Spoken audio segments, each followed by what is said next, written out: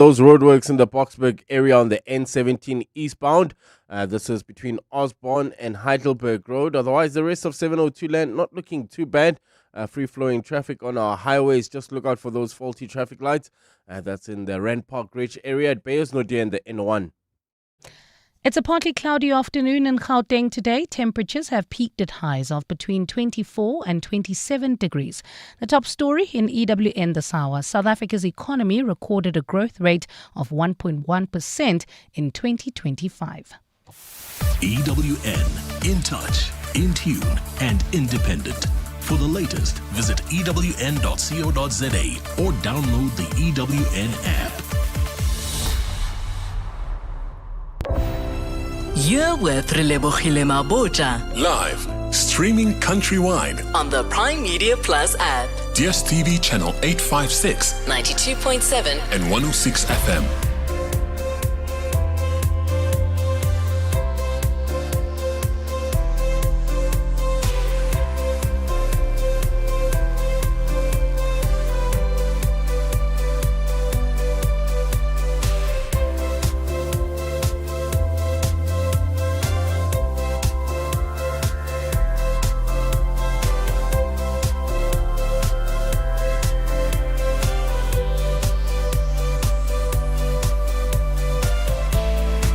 Eight minutes after 1 o'clock. Welcome 702 Afternoons with me, Relebogile Mabotja.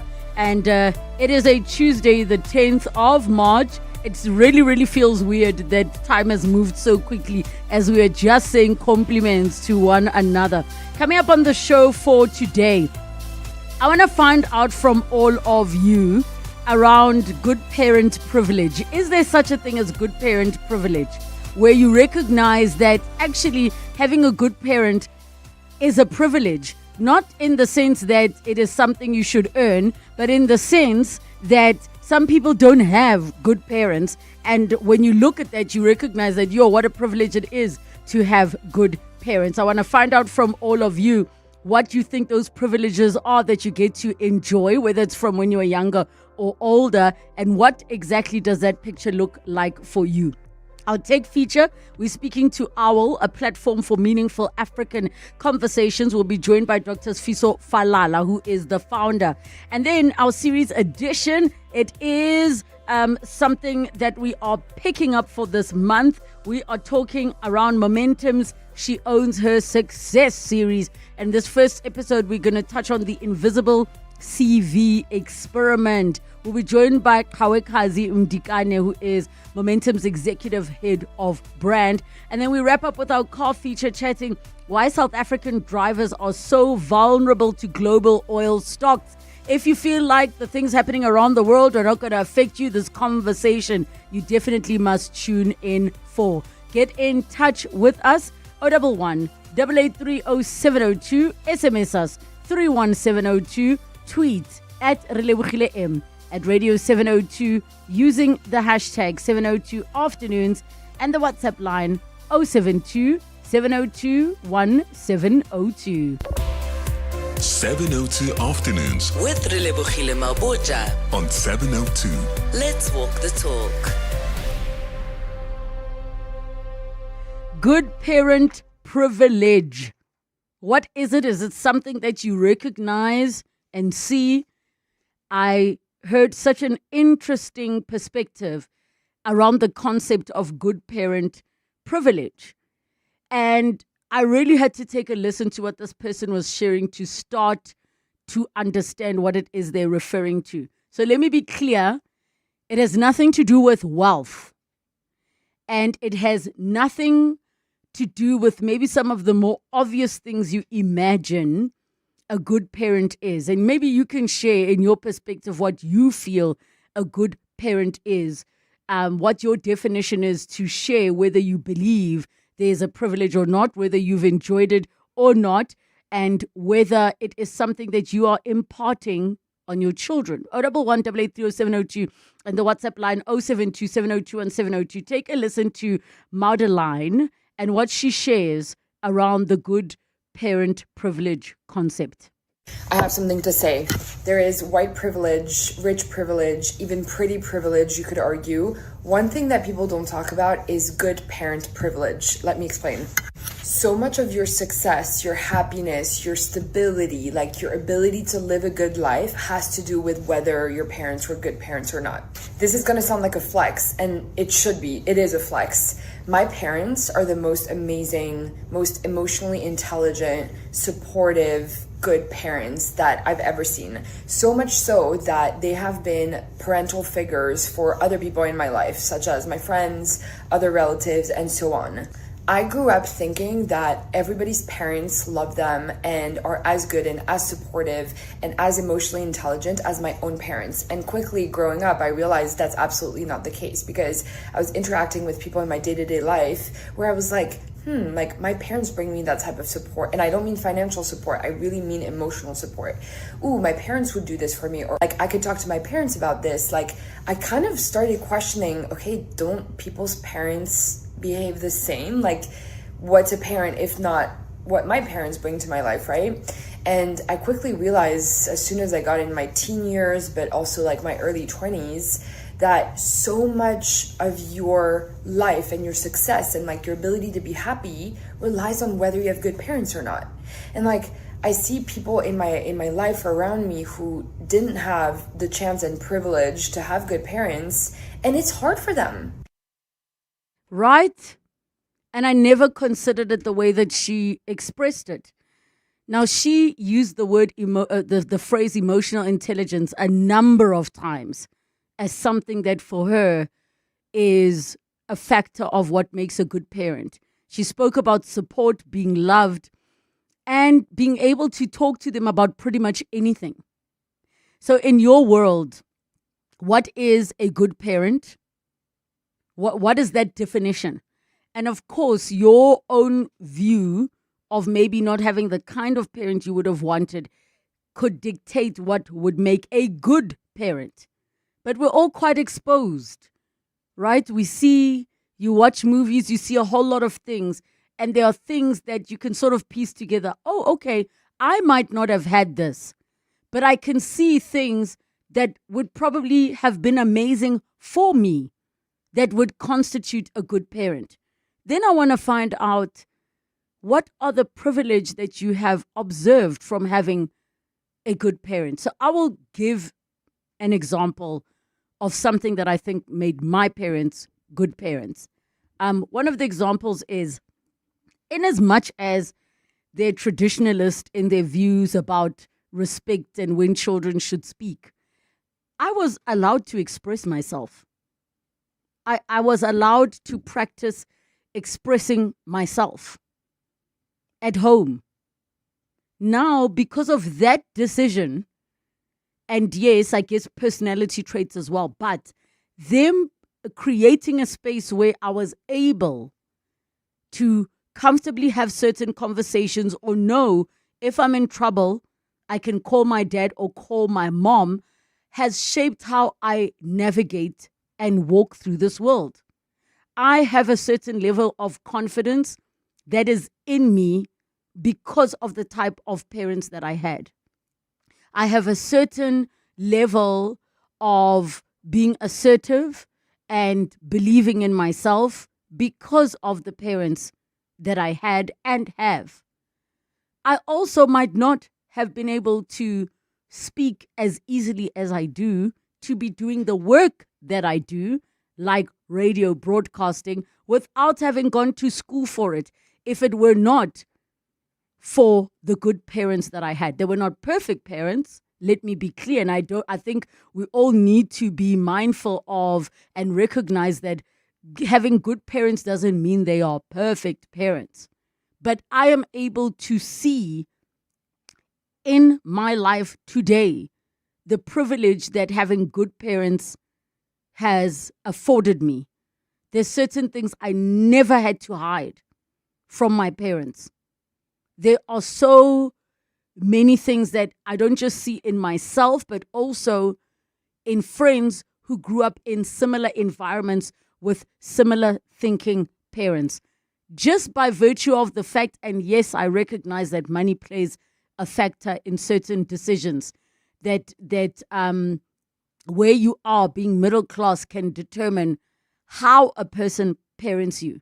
But them choosing a certain type of school when they could have chosen others. So there are a number of factors that I think can contribute, but I want to hear from all of you in terms of the factors that you believe make a good parent. Let me give even a small example. There are people, and we know because of the many conversations we've had. It was just last week where the gentleman was sharing in our conversation around absent fathers and fatherlessness, that because his dad was not available, he recognizes that he struggles being emotionally available to his own partner. So something as simple as a parent who was able to tell you, I love you. Not to say that the ones who don't say I love you are bad parents. Let me be clear. But I'm just giving an example. And obviously it's relative, and you will share for yourself what you believe made them good or not so great parents. But in terms of the department of privilege, do you know how many people were not told I love you? So many people were not told I love you by a parent. They never heard those words. And not only did they not hear those words, they never felt loved. Do you know how differently people navigate the world? Based on how they feel about themselves because of what they were given or not given at home. You see it in the choices of relationships, of jobs, and what people are willing to accept.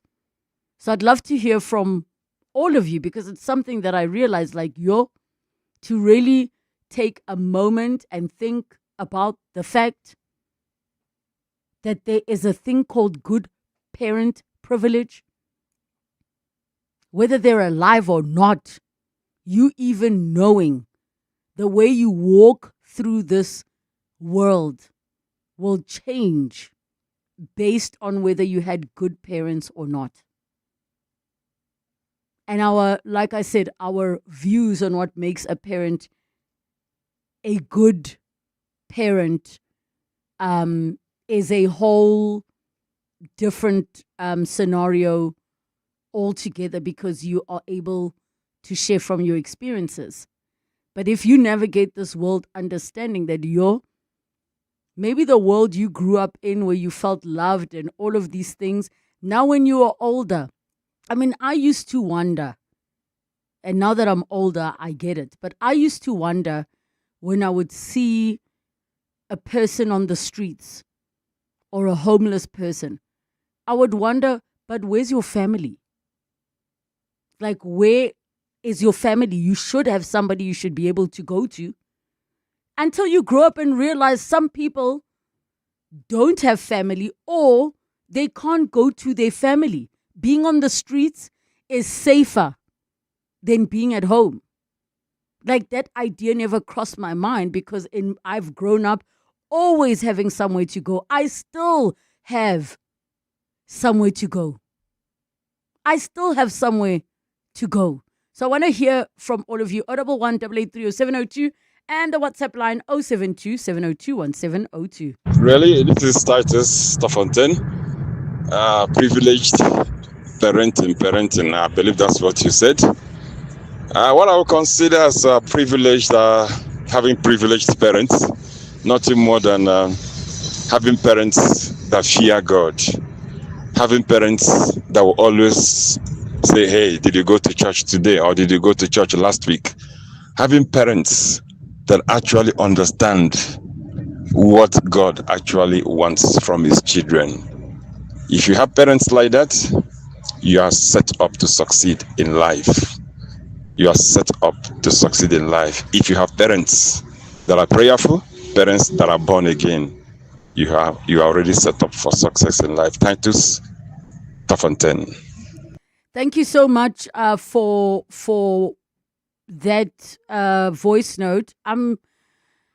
I'm so curious about something that, having parents who fear God and all of those things, especially now that we're living in a time where so many people who claim to fear God or say they fear God are doing the wildest things in the name of God to their children. They are doing terrible things to their children in the name of God. So I'm curious about that one. Let's go to the lines. We have Isaac from Orange Farm. Isaac, how's it? I'm well, Relebogile. How are you? Good. Good, man. Relebogile. I did have a privilege from my mom. To have parents like my mom, it is a good thing because the time we divorced, me and my baby mom, my mom come to the rescue. You understand? And then she were even warned me. She said, "This is a lady that you want to spend the rest of your life with." I said to my mom, I said, "No, stay to your lane, and then leave me to make my own mistake. I'll come back and say and apologize." Are you still with me? Yes, I'm listening to you. Yes, and then she said, "Okay." And then when we divorced, she said, "Didn't I tell you?" I said, "No, you did tell me, but I'm asking for you to have my children." And then she said, "No, the children, I don't have a problem with the children. You can bring the children." And then she raised my children well. She said, "No." And then even when my mom passed away, my children cry like, "Hey, somebody, their mom passed away," and then it was my mom. I saw that it was a privilege. I did say sorry. I did see my mistake, and then please help me. And then she came to the rescue. Yo. And then she did help me a lot. The way, even today, I said no, that it was a privilege, and then she did something that I can't even forget for the rest of my life. What was Mama's name, Isaac? It was Elisa Ranku. Elisa Ranku. Yes. Thank you so much for sharing, Isaac, and for recognizing how she was a great parent to you. And can you imagine, guys, being a parent or being a grown person and having your parents saying like, not this one. You go ahead and do it. They're still there waiting for you when things don't go according to plan. Good parents. On the WhatsApp line, what a beautiful topic that you could ever think of. I grew up away from my mom and always thought of her as a bad parent until I had a chance to come close to her. She's a single parent, and I can tell you she's a very good parent, not just to me and my siblings, but to lots of people around her. And I believe if I knew this from the start, I could have been very far in life. And I wish God can keep her a little longer until I can really show my appreciation to her for being a good and most wonderful mother anyone can ever wish for. Thank you for this good show and topic. Lawrence in Tembisa, and my mother's name is Madodzi Sidima from Tembisa. Yeah, share the names. Why not? They might be listening and get to hear how you feel. One says, "Hey, Relebogile, I love you" by parents is not an African habit. They express their affection differently.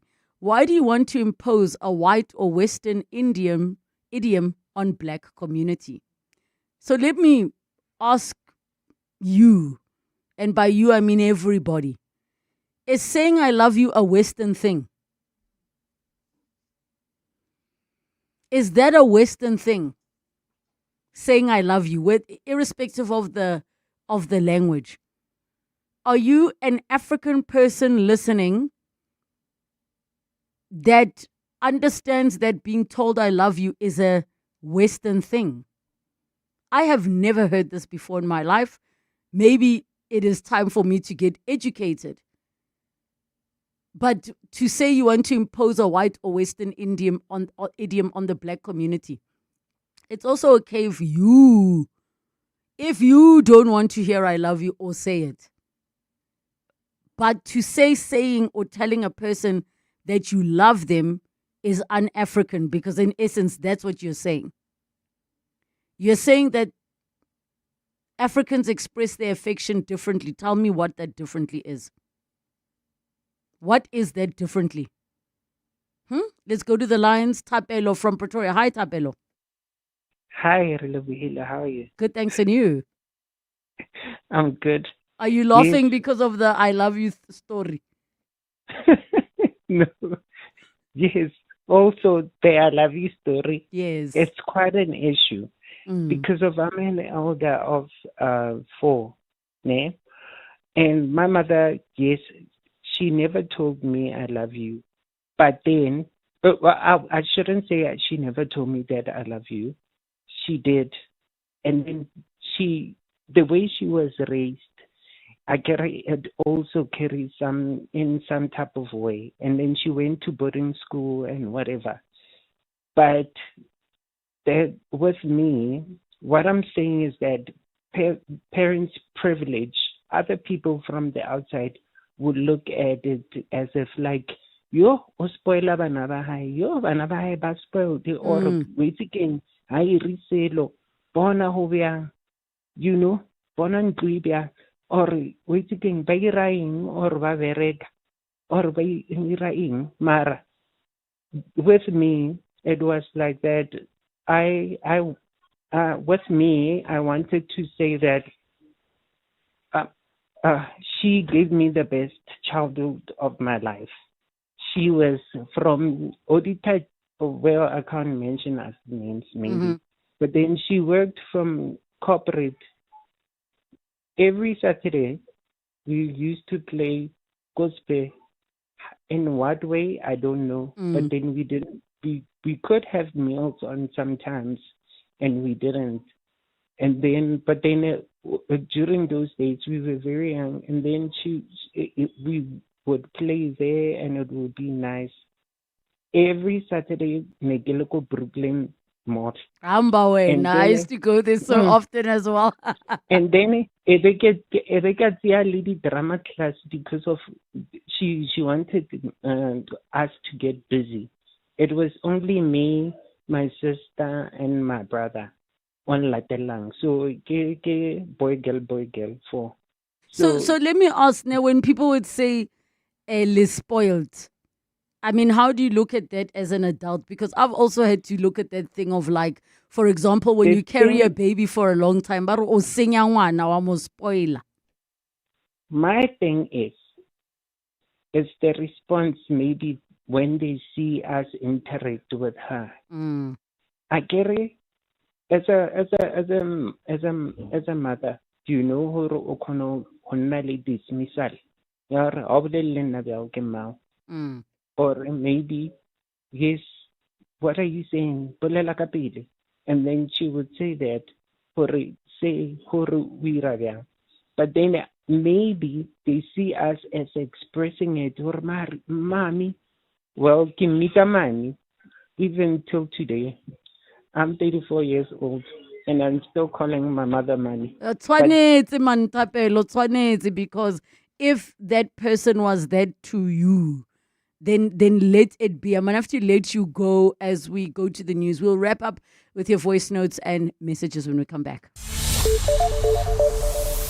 It's just after 1:30. Time for your latest Eyewitness News headlines. Good afternoon. Thanks, Relebogile. Good afternoon. It is the developing story this afternoon.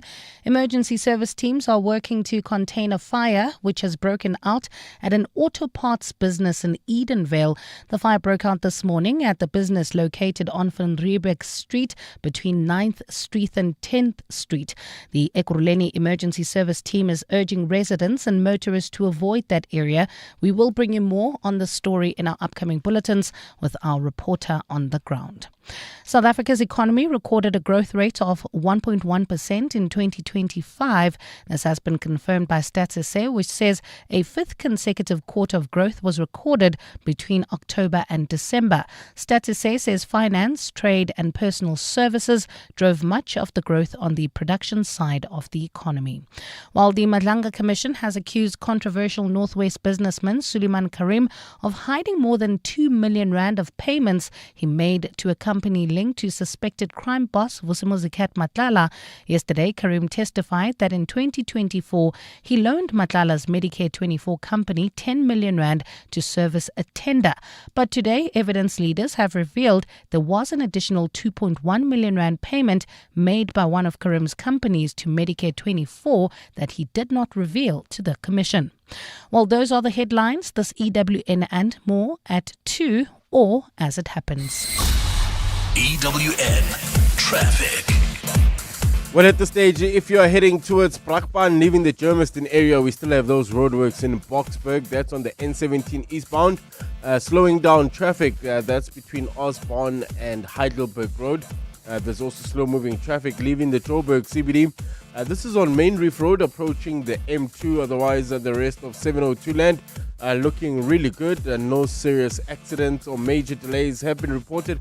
However, I see a slight delay. This is if you're leaving the Sandton area, heading towards Midrand, M1 northbound between Grayston Drive and Marlborough Drive. It looks like there's roadworks there.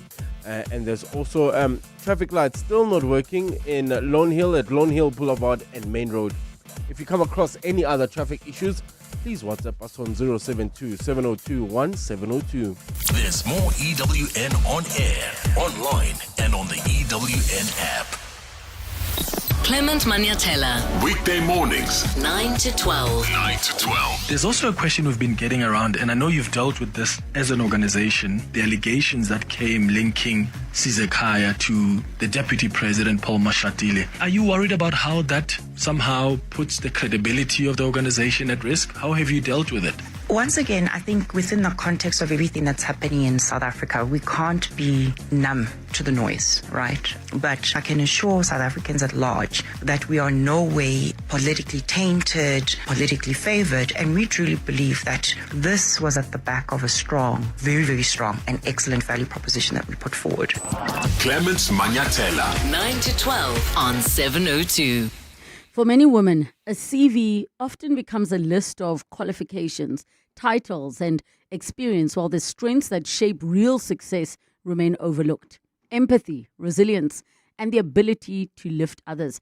Momentum's She Owns Her Success campaign celebrates these invisible success codes, the qualities that may not appear on a traditional CV, but leave a lasting mark. Using Momentum's AI-powered CV Builder, women can now bring those strengths to life.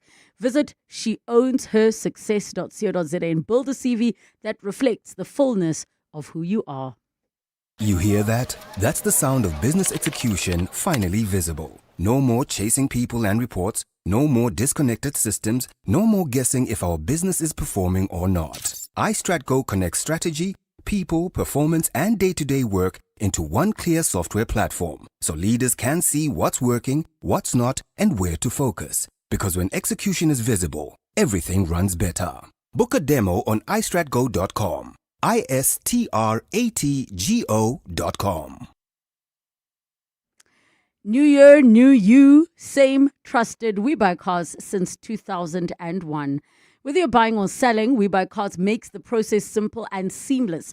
Simply visit webuycars.co.za to complete the Sell My Car form for an offer, or browse through thousands of vehicles of all shapes and sizes, ready to buy, sell, or trade in. Visit webuycars.co.za or one of their branches nationwide. John Perlman.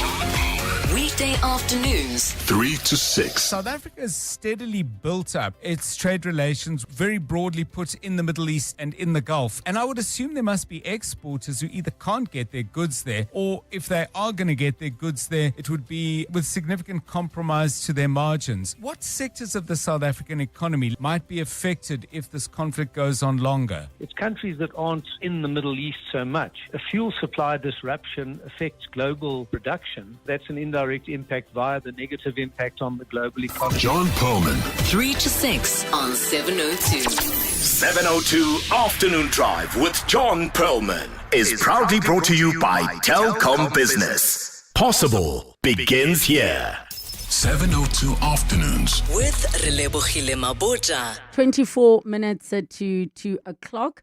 We've been talking about good parent privilege, that the concept of recognizing that it actually is a privilege to have parents who are good, not rich, not even not busy, and not necessarily not bad, but knowing that these individuals that can literally shape your entire life, your perspective, how you walk through the world, having good parents you can go to is a privilege that many do not have. 011 8830702, the WhatsApp line 0727021702. Let's take a listen to more voice notes. Is a good parent and enabler. You must be able to distinguish between right and wrong, and yes and no, and be very meaningful to it. Above it all, you nurture, you provide, you support, but groom a child for the future and groom a child for the forest as well. That's where some of us come from. Thank you. Good afternoon, all. Good afternoon, Relebogile. What a great conversation. Growing up in apartheid, privileged parenting for me meant my parents showing me and telling me that everybody is equal. And that meant not only that I was enough, but that everybody else was enough. And still, that's how I can go through life. And that I realize every day is such a privilege. I've missed you so much. Well, I'm cheating on you with my langa. Parents, great parents are such a blessing, and having great parents makes your life so much better as a person. I love my parents, Mr. and Mrs. Dlamini from Knockham Park. Thank you, Lebu. Good day, Relebogile. I think I love you is a matter of language and expression rather than one of culture. We were raised by parents that were extremely poor, had very, very little to raise us on. We often went hungry, but I can tell you, those old folks, they loved us with every ounce of love that they had. They shared it with us. They were forever present. And when we were hungry together. When we had, they shared it with everybody else around us. So they taught us how to love.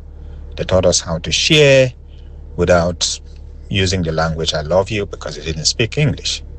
So it is a question of expression rather than of culture. High level, let me try to say this. Old school parenting, African style, dare I say, of a certain class, to say I love you from a parent to a child or other way around is like almost taboo. And I think it's easier within that context to identify a bad parent than a good one.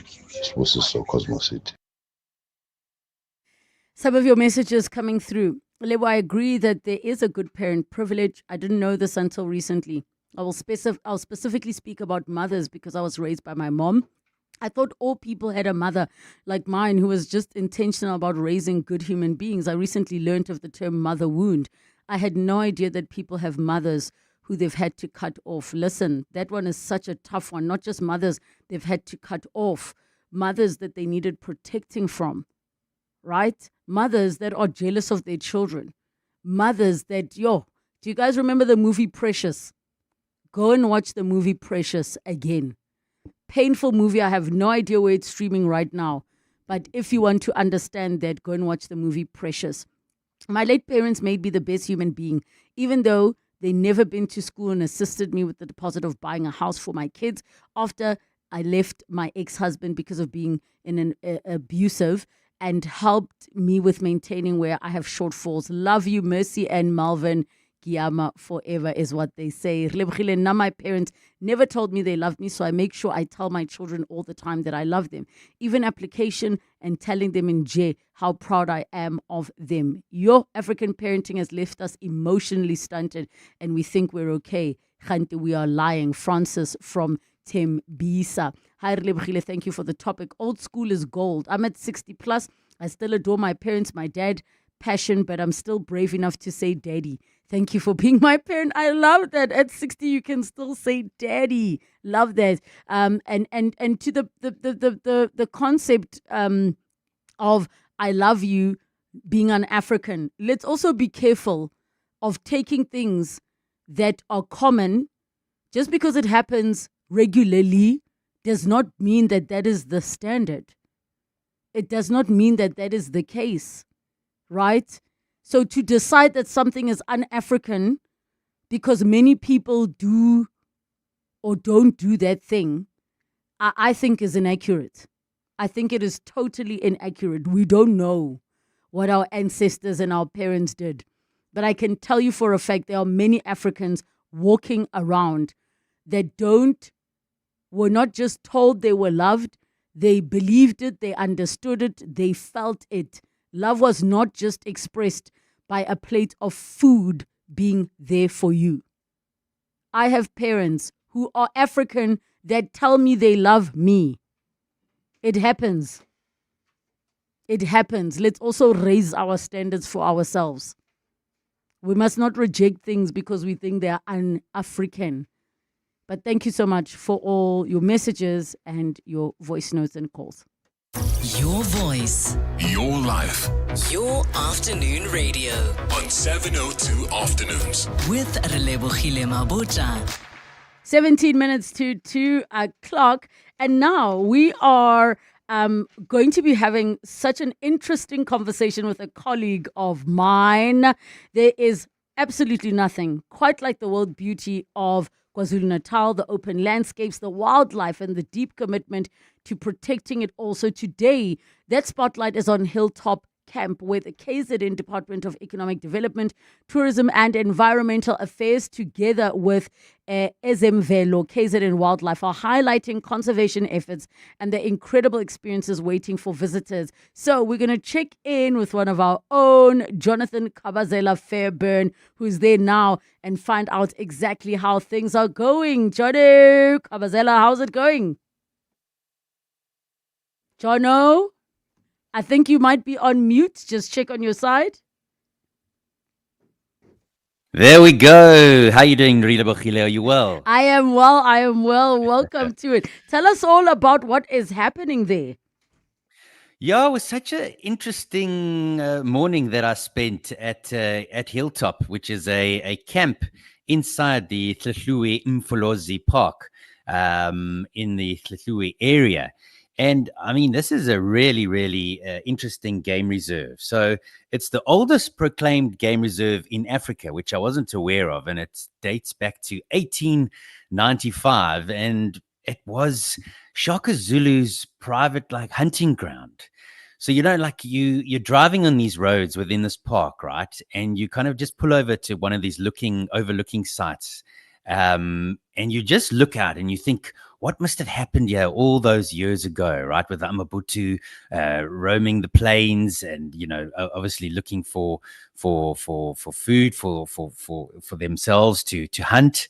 And then many years later, still with the Zulu Kingdom, they were basically the first to make it fashionable to turn that area into a conservation site. Oh, wow. Which is absolutely amazing.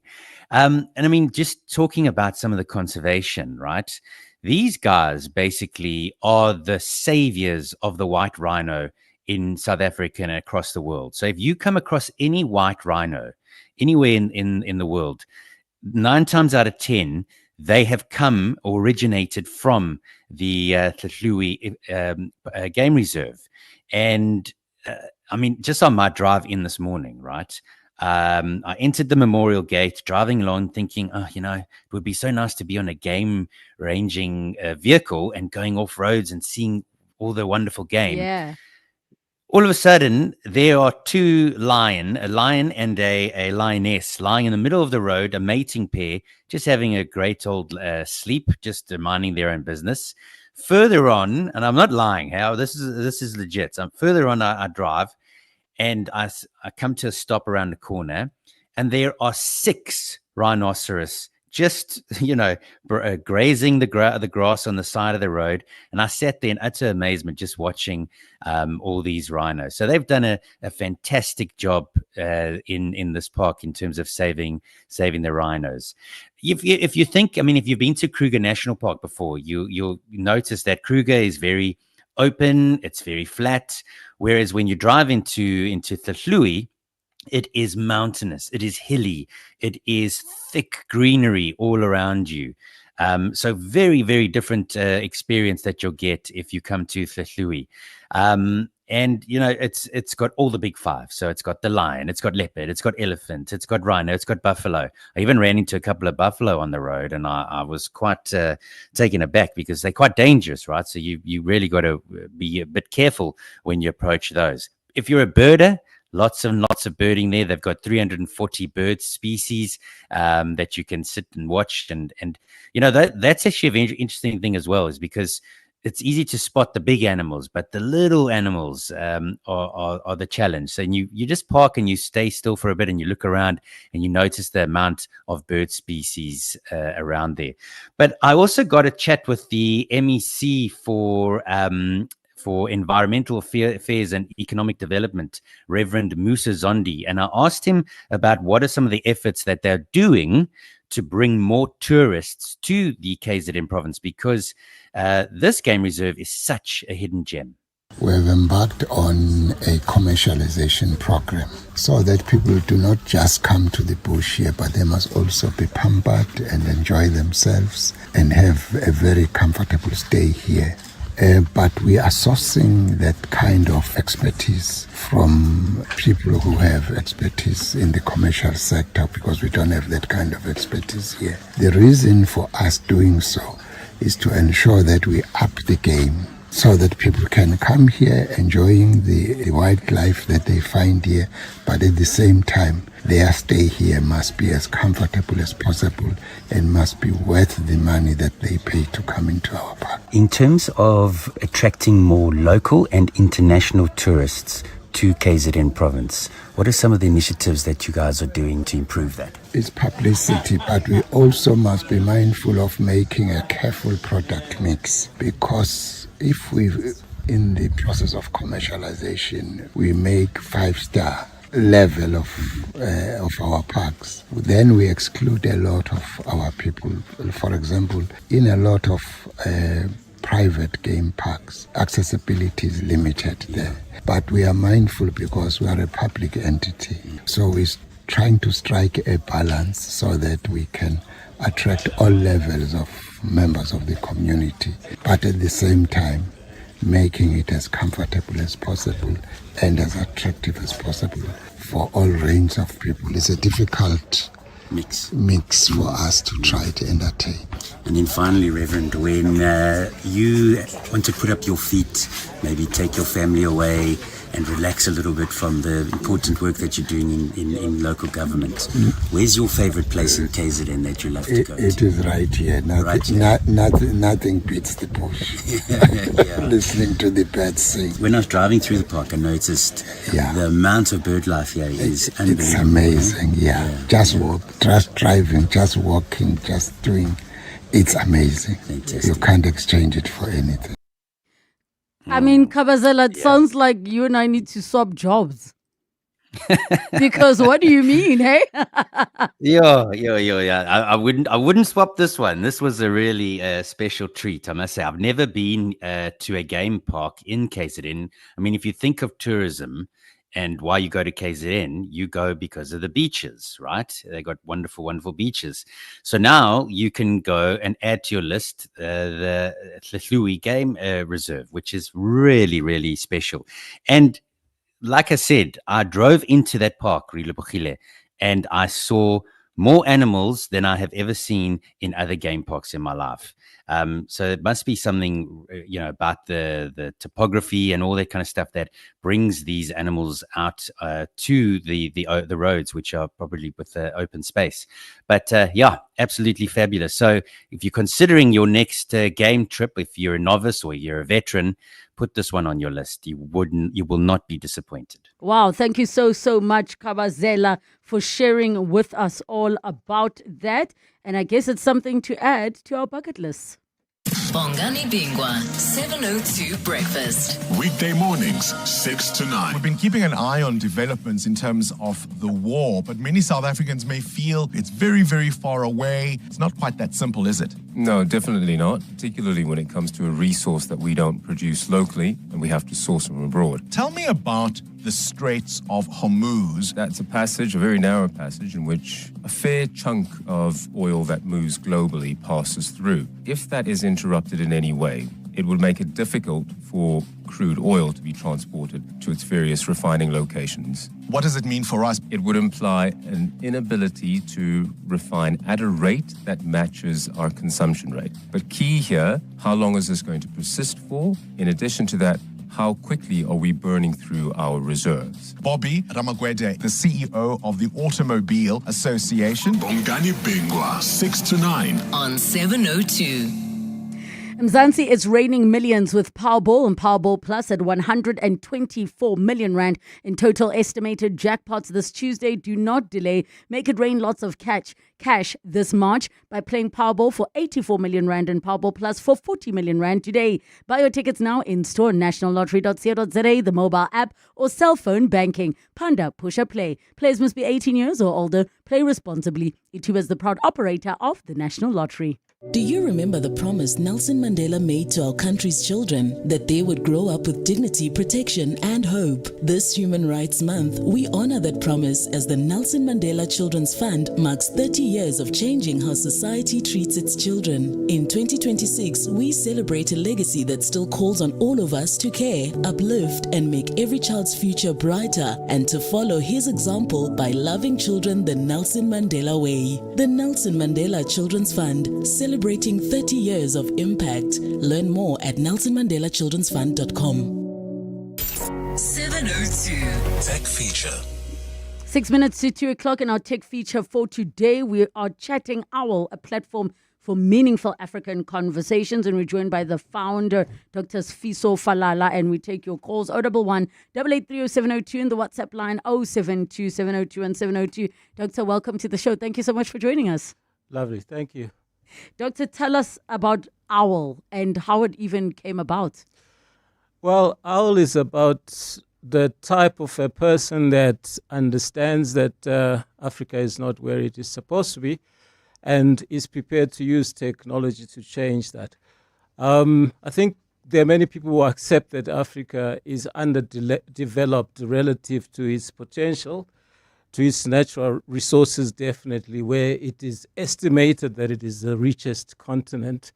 But at the same time, it is also the poorest continent. So the type of person that this technology is aimed at is somebody that understands that this is the position, but not only that, goes a step further by not accepting the position of Africa's current situation, where it is underperforming and has underperformed for many, many years without any reprieve in sight. But most importantly, the third layer of that is that person is prepared to do something about it. And OWL is there to provide a platform for engaging in discussions that are steered in a way that reflects on the most problematic areas that result in Africa being the richest continent and also the poorest at the same time. And we've identified 5 of them. A lot of the technology that has gone into this has been quite extensive. All of it developed here in Africa, and all of it used to optimize performance for iOS and Android devices to increase efficiencies whenever users are downloading videos, different types of content. So the main message is that we have narrowed down Africa's problems to 5 major ones. The first one being problem-solving skills. Africa is very, very, very poor at solving problems, and it knows that, which is why we are confronted by problems that we persistently, continuously discuss on a weekly, annual basis. And the second one is global competitiveness. It's linked to the first one, that Africa does not see itself competing outwardly, but rather competing within itself. In other words, Africans are prepared to compete amongst themselves, but not collectively. And the third one is self-love. And the fourth one is patriotism. And the fifth one is organizing success, kind of like organizing a beer party in a brewery, or organizing success in a continent that is so rich. We are battling to do that. So the application arose because there is this gap that has been with us for many, many years, to the extent that Africa's economy is less than the market capitalization of private businesses like Nvidia, for instance, Apple, and just above businesses like Meta, for instance. It's very, very concerning. One of the things that I have to say that is quite exciting about this platform is the fact that we know as Africans, one of the things that has held us back, in inverted commas, is us not having been able to document things, right? So the sharing of stories. And I remember the late Tate Hugh Masekela saying to me, if you could just send dictaphones to all villages and have old people tell stories, because that documenting allows for us to retain our history, but also so the stories don't die. So when you think about a platform like OWL, you've touched on the different pillars of problem solving, global competitiveness, self-love, a big, big one, self-love, patriotism, and organizing success. How can people listening start to participate for this platform to do all of the things that you are saying it needs to do? Okay, so it's available on iPhones and also Android phones. It's our platform. They can download it as they do with other applications. Open an account is completely free, and they start chatting. And there are various things that they can do there. We have designed the application such that it's fairly sophisticated in the way in which it delivers both local and global news. You will find that there are several layers, one of which is communities. They can join communities, specific communities that might deal with, for instance, the history, the activation of history, the revitalization of culture, and ensuring that an African identity is sustained and utilized. So on the news side, we have different types of news, podcasts, as well as live broadcasts of different news, including, for example, Fox News, ABC News, SABC. So when they are on OWL chatting about what can transform Africa from a losing continent, which is where we are now, to a winning continent, they will still be able to keep up with global events. And I think for everybody listening, downloading OWL is simple, OWL and WL rather, and it is a place where we're going to use those conversations to actually spark real solutions without noise, without negativity, because Africa really is so much potential. Doctor, thank you so much for joining us on 702 Afternoons. In the next hour of the show, we have our series edition, and we're unpacking the invisible CV experiment. And on today's series edition, it is brought to you by Momentum on 702. Stay tuned. It's 2 o'clock. This is EWN. Good afternoon, I'm Bali Dlamini. Ekurhuleni firefighters are working to contain a blaze that broke out at an auto spares store in Edenvale. Officials were called to the scene after the fire broke out this morning. During firefighting operations, 2 officials were injured earlier in the day. Jabulile Mbata is there. Ekurhuleni Metro Police have closed off the Van Riebeck Street in Edenvale, where cars are being turned away from the busy road. There is a heavy presence of private security, emergency services and Ekurhuleni Metro Police, who are all attending to the scene. Thick smoke can still be seen coming out of the roof of the shop that earlier on caved in after the fire burned through it. Ekurhuleni Emergency Services spokesperson William Ntladi says earlier when private firefighters tried assisting with the blaze, a wall fell on them, injuring 2 of them. They are suffering from lower body extremities. That is through the wall falling on top of them. So we don't know exactly the intensity of that, but they are in a stable condition. The cause of the fire is still under investigation. Jabulile Mbatha, Eyewitness News, Edenvale. South Africa's economy recorded a growth rate of 1.1% in 2025. This has been confirmed by Stats SA, which says a fifth consecutive quarter of growth was recorded between October and December. Stats SA says finance, trade and personal services drove much of the growth on the production side of the economy.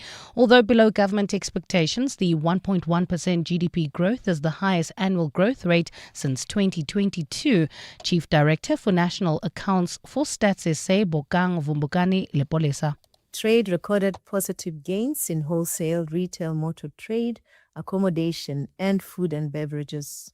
Manufacturing was the largest negative contributor, shrinking by 0.6%.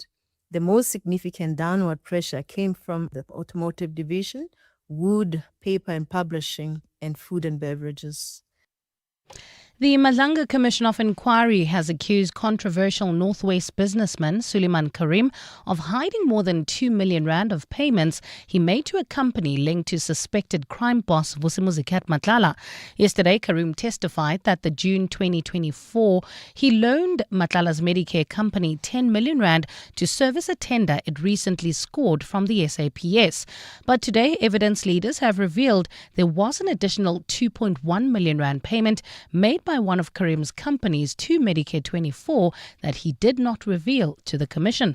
Tabiso Koba has more. In his testimony yesterday, Suleiman Karim says he loaned Medicare 24 10 million rand. The money was paid from his 2 companies, Ziggy and Tamiz. Today, the Commission's evidence leaders revealed between June and October 2024, another one of Karim's companies, Tasmika, also paid Medicare 24 an additional 2.1 million rand, which was paid out in 2 separate transactions. Karim was accused of withholding information from the Commission. However, his lawyer, Rafik Bana, disagrees. It's unfair for you to make the judgment now that he chose to hold back documents when his attention wasn't directed to that.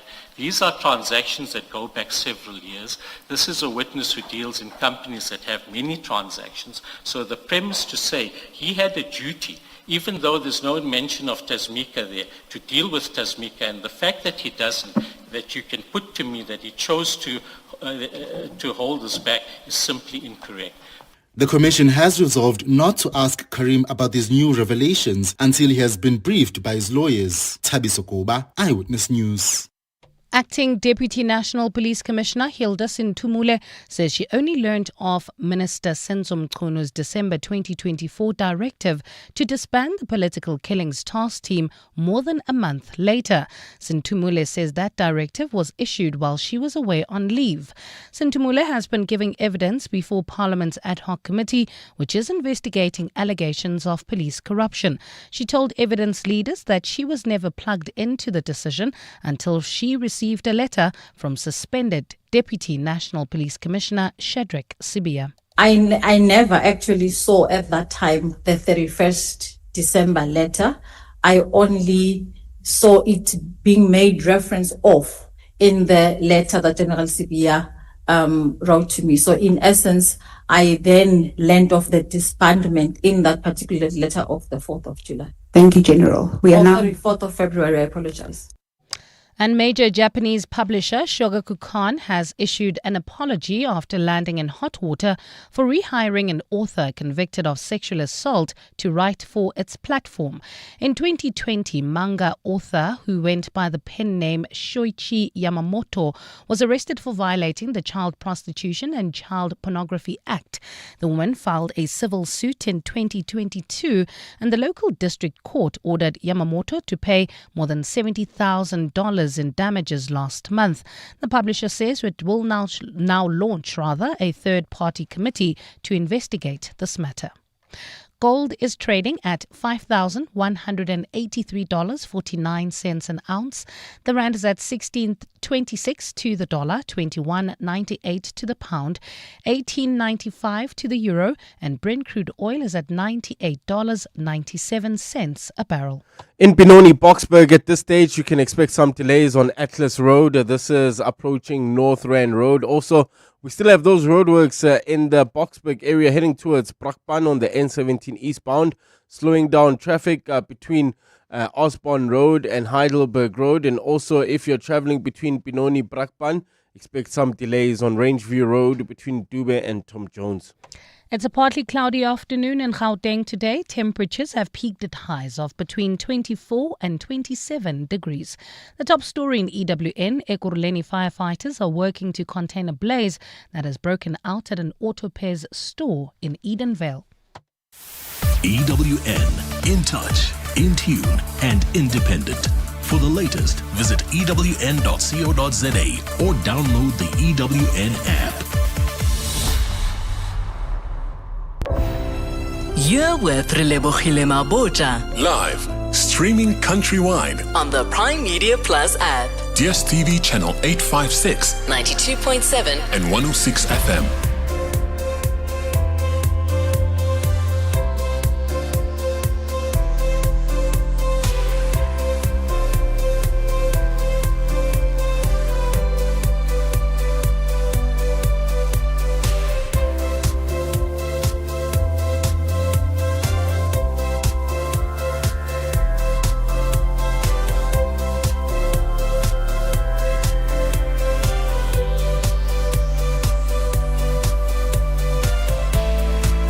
8 minutes after 2 o'clock, the second and final hour of 7:02 afternoons with me, Relebogile Mabotja, and we in this hour are going to be jumping into our series edition with Momentum. She owns her success, and we'll be kicking off with episode 1, talking about the invisible CV experiment. We'll be joined by Kawekazi Mdikane, who is Momentum's executive head of brand, and then we wrap up with our car feature.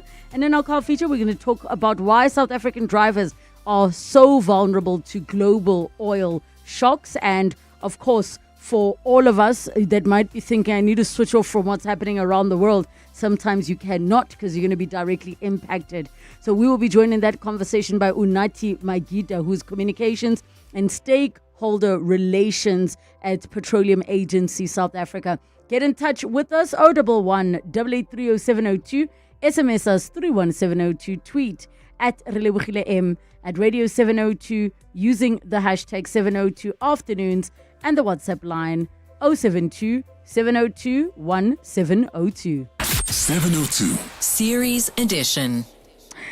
The series edition is brought to you by Momentum, celebrating the invisible success codes that women hold.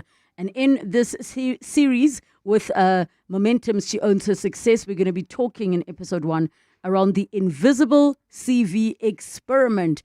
So this is for all of you to listen into, 011 8830702, and the WhatsApp line 072702 and 702. Welcoming into studio our guest, Kawekazi Mdikane, who is Momentum's executive head of brand. Welcome to the show. Thank you for joining us. Thanks for having me. Okay, so we alluded to it earlier in the show around the things that maybe a CV will not tell you.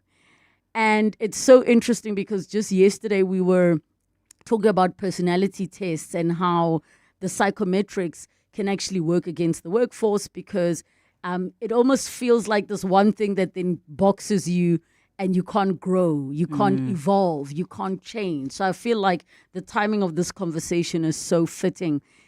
Let's start with the first part of what CVs have traditionally been there to do and how now things are evolving in terms of what headhunters, recruiters, and employers look for. Because the fact that, I'm good vibes should count. I love that.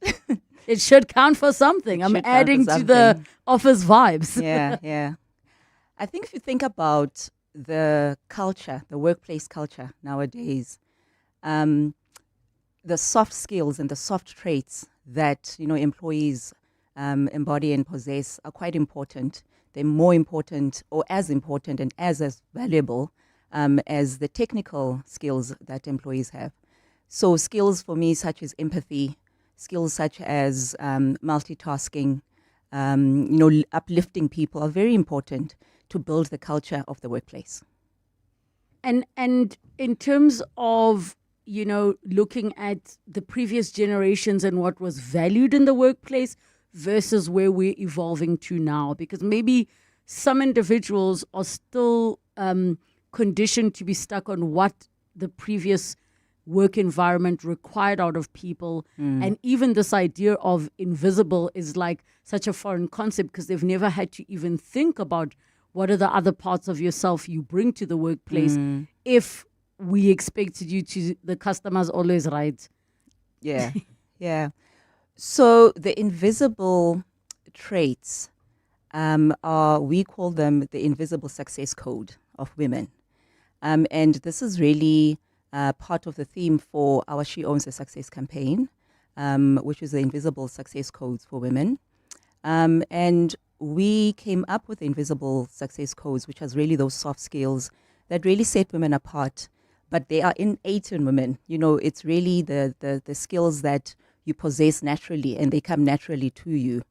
And we really wanted to make sure that we enhance or bring light to these traits that women possess, because they are often overlooked in the workplace, especially in CVs. And that's why we then developed the CV builder. Speaking of women, what are some of the unique traits that they bring to the workplace? We have a phenomenal woman in Team 702 who we were just talking about earlier. Yeah. Sis Prim, sorry for shouting you out on air, but I was sharing how earlier she came to me during the week to share something with me. And the team was like, that's so her. She always will come and just find a way to talk to you about something in your life. Yeah. And I was like, I love that about her, and it just got me thinking, and maybe you can build on that. What are those extra traits that you think women do bring to the workforce that aren't seen or celebrated?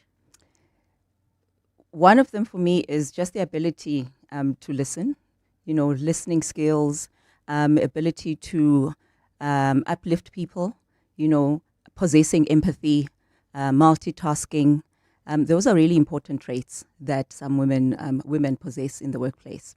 And this CV Builder tool is really a career management tool that uses AI technology to either develop a CV from scratch or improve on an existing CV.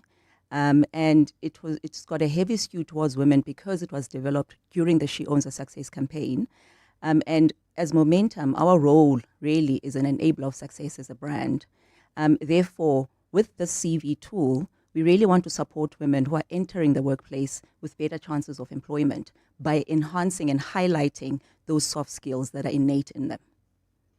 Okay, and I love how you are saying that, for a person to get to also have those things highlighted. Now, before we get to the highlighting part, yes, what are the questions a woman should be asking herself to get her to start thinking? I mean, I'm imagining a woman who maybe took a big break from the workforce to be a stay-at-home mom and raise their kids. And she might be feeling like, well, I have nothing to show. No ways. Ma'am, doing that schedule for after-school activity, there must be a way that a person can say, I was a house executive. Exactly. I managed the staff. Do you think cooking daily meals from scratch, managing an entire household is a very special skill. I think home executives, that's one of the most important and toughest jobs in the entire world, because you don't knock off at 5. It's not a 9-to-5 job. It's an ongoing job. And you find that at times women, are not supported as in their partners maybe don't share the load when it comes to, just managing the household.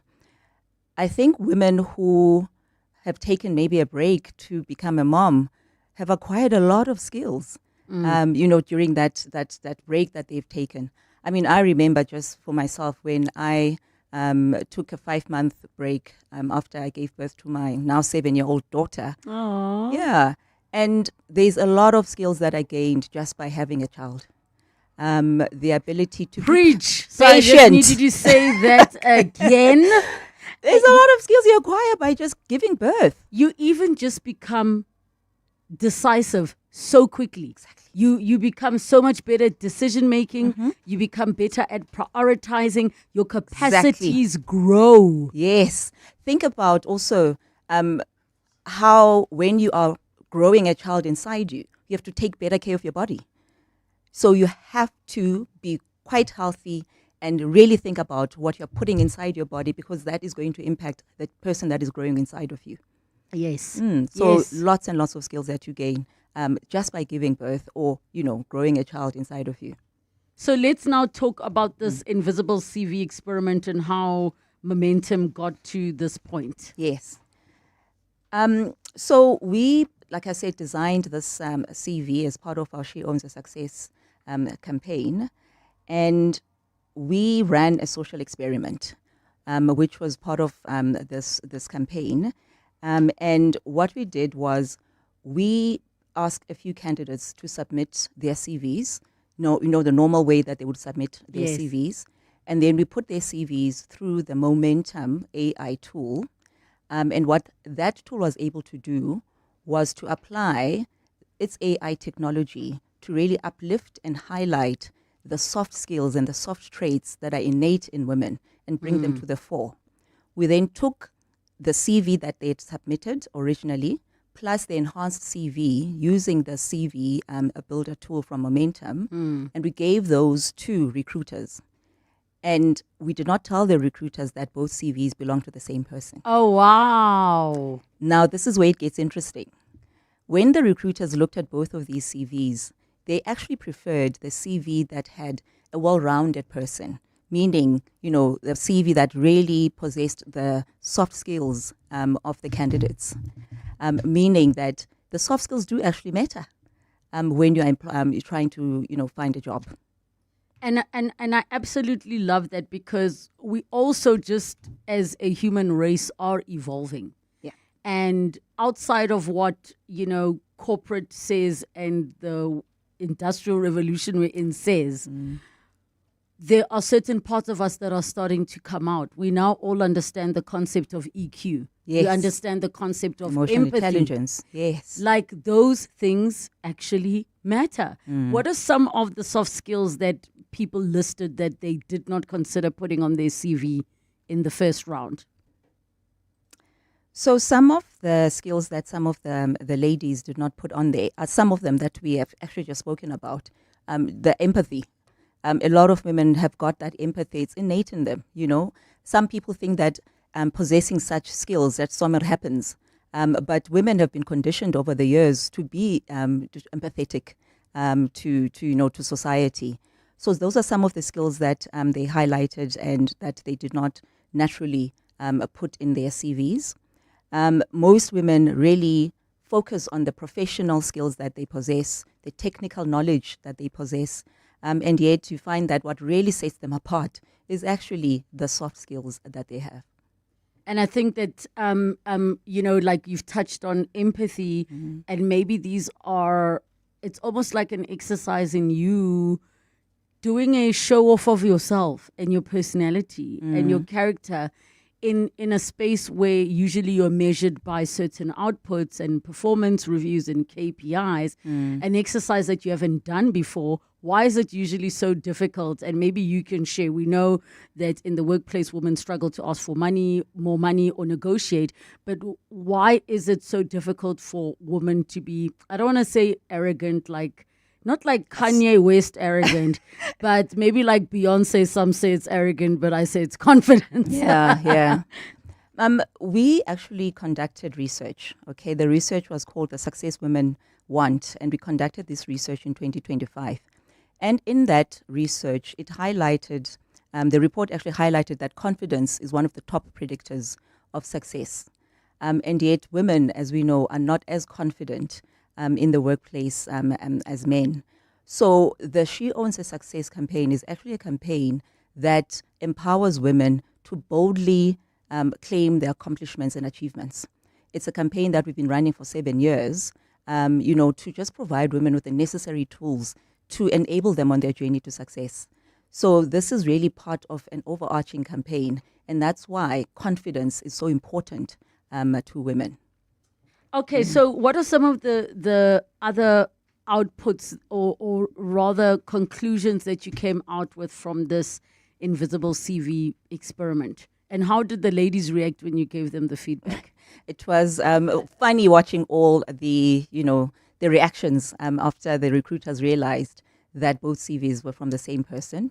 I think recruiters really responded quite positively to the human qualities that were highlighted and emphasized in the CVs, more than the technical abilities. And if you think again about just the workplace and the organizations of today, given everything, the noise that is happening in the world right now, it is really those soft skills that are building, workplaces and making sure that the people and the employees that actually make the workplace are quite resilient, empathetic towards each other. They listen to each other because we are just going through a lot. Ma'am, we are going through a lot. For everybody listening, we are siyagoisha. How would you translate that accurately in English? We are seeing flames. We are seeing flames. Yeah, I think that's a correct translation or direct translation. It's the radio friendly. Yes. It's the radio friendly version that we are able to say around that. Okay, so let's now look at, especially with where this all fits into the She Owns Her Success campaign that Momentum is doing at the moment. So the campaign itself is a campaign that we bring to life in August. So we plug into that, pulse moment in culture, which is Women's Month in South Africa. And we choose to flip our M in the Momentum logo to W. Yes. And we become Womentum during the campaign. So it's a 3 to 4 month campaign, usually starts around July and runs all the way until September. And like I said, it's a campaign that really empowers women to be bold and unapologetic about their success and their achievements and their accomplishments. Yes. So we provide women with tools to enable them on their journey to success. The actual campaign culminates in an experience, and it's a workshop series where we invite women virtually or in person to attend a series of master classes. We've got a specific theme every single year. And through those master classes, for example, what is the real cost of divorce? How do you read a contract? Financial advice and how to gain financial independence, how to better prepare yourself for retirement, how to make sure that you leave a legacy for your kids in the event that something should happen to you. So it's really a campaign that is focused on just providing women with tools to win on their own terms. I love that. Tools to win on their own terms. Yeah. Let's do the exercise for all the ladies listening. Don't worry, gents. You're not excluded. You can also join us. Of course you can. Okay. Join us. So I want us to do the real life exercise where you ask a few questions. Because I don't want people walking away from the conversation saying, okay, with the soft skills, Google empathy. Now you're like, okay, so now I'm looking at my CV. What am I supposed to be doing? So let's start with the part of what should you ask yourself and what my cheat to asking yourself of what you're good at is I make my sister and my close friends write the stuff about me. So I'll say what is awesome about me. And then they'll write stuff that I don't think about because if I'm feeling insecure about something, I won't say anything. So I'll be like, guys, what do you think I'm good at? So where do you start? You say, what am I good at? What am I great at? Mm-hmm. So you've touched on quite an important point, which is the best way to know yourself is to ask those that are closest to you.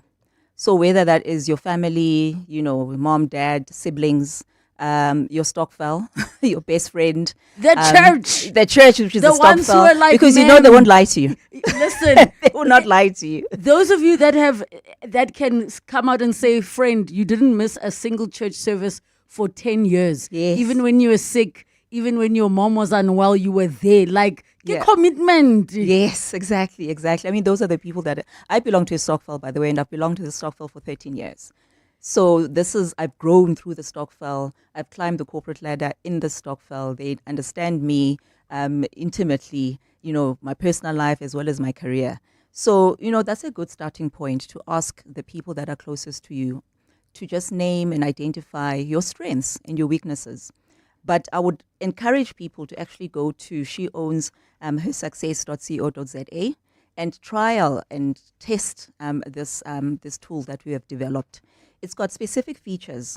For example, there's an interview master that helps you to prepare that helps job seekers to prepare for interviews. It actually, asks you specific questions that might be relevant and related to the interview that you are going to, and provides responses for you. The second feature is Match My Resume. So the AI technology it uses to score and match your CV, and really to gauge how well your skills align to your actual roles that you are applying for. And then the last feature is Smart Path. And, it takes your work experience and it analyzes that work experience from your CV and really provides tailored advice and practical steps to achieve your career milestones. So go to sheownshersuccess.co.za and test it for yourself. Okay, and what I absolutely love is that the tools are there. We're able to do that, and it can help you. So we're asking our friends, those that love us and have our backs, not your frenemies. Not your frenemies. Yes, Khoro, what are the great things about me? Now, one of the things I need to ask is, where do you put it on the CV?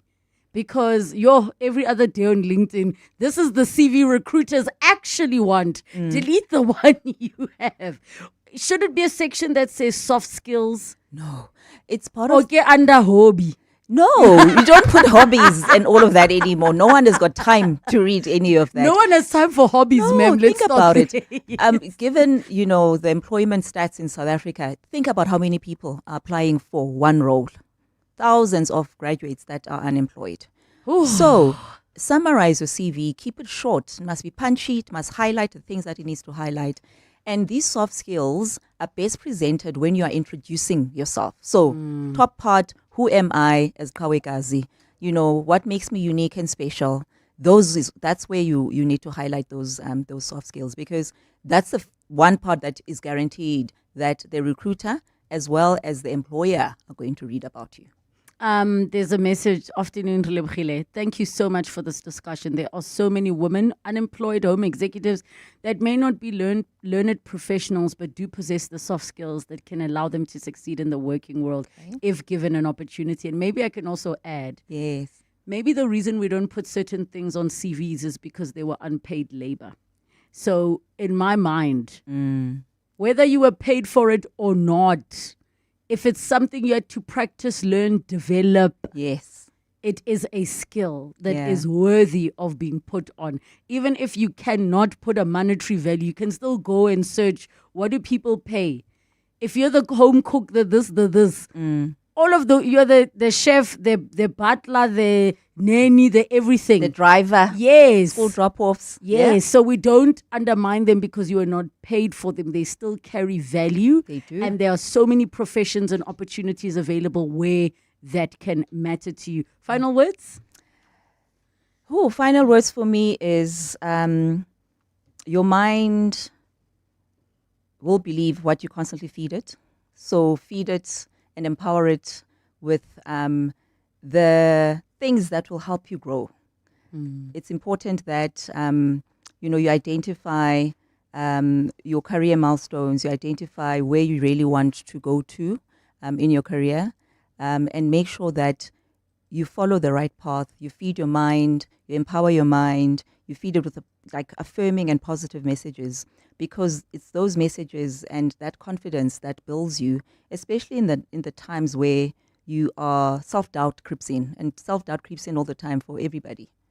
It really, really does. Thank you so, so much. Head over the website link again for where they can get to play with these tools. Firstly, go to momentum.co.za and there you'll find a link to She Owns a Success. We've got more than just the CV Builder tool there.